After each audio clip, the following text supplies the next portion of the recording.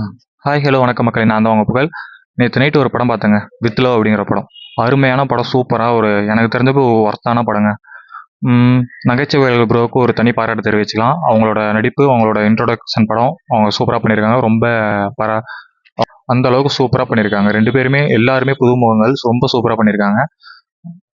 இந்த படம்லாம் எந்த லிஸ்ட்ல வைக்கலாம்னு பார்த்தீங்கன்னா, ராஜா ராணி, பிரேமம் அந்த லிஸ்ட்லயே அந்த படத்தை வைக்கலாம். அந்த ஒரு சூப்பரான படம்.